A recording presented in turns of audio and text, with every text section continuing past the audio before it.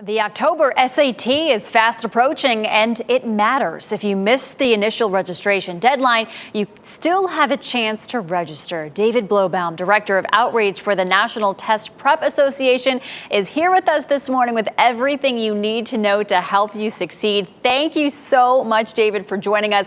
I remember taking the SAT like it was yesterday, and I'm so happy that it's over.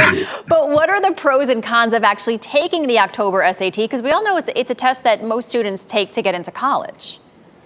Yeah, great question. So the last test, either SAT or ACT, that students can take before early application deadlines is that upcoming October SAT.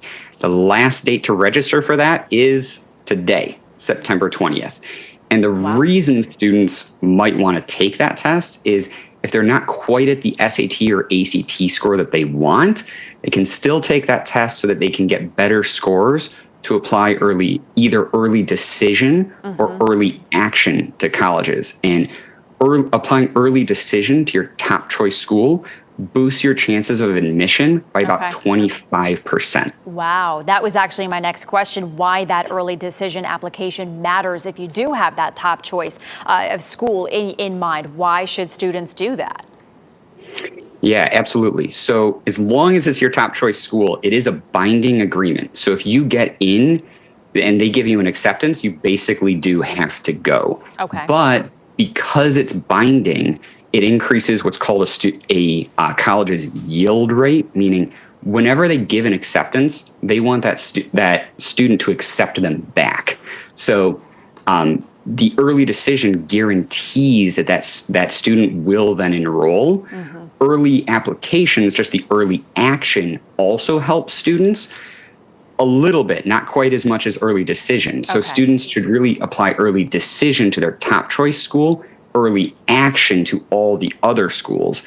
And they'll also then hear back from colleges earlier. So they'll usually hear back in maybe December from colleges. So worst case scenario, if they don't get in, they can still apply regular decision to even more schools. Right. Okay. And what else can students do to increase their admission chances?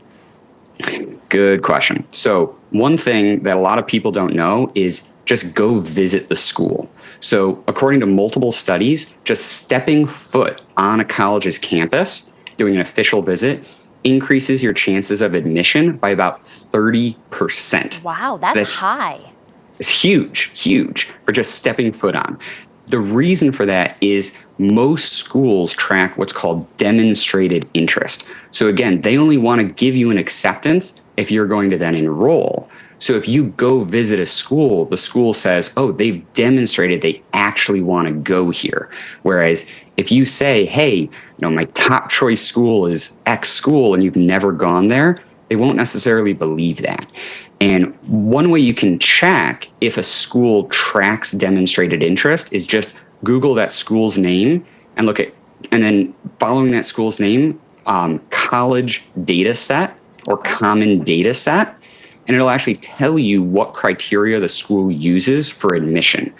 And most schools will use demonstrated interest to actually crazy degrees that you could drive yourself nuts with it. They even track did you open the emails that they sent you? Yeah. How quickly did you do that? Did you interact with the emails? So, but easiest way is just go visit the school, do an official visit. So walk the walk, don't just talk the talk. Exactly. All right, David Blobaum, thank you so much. That's some great advice for students that are just so excited to start their college career. So we appreciate you. Thank you so much.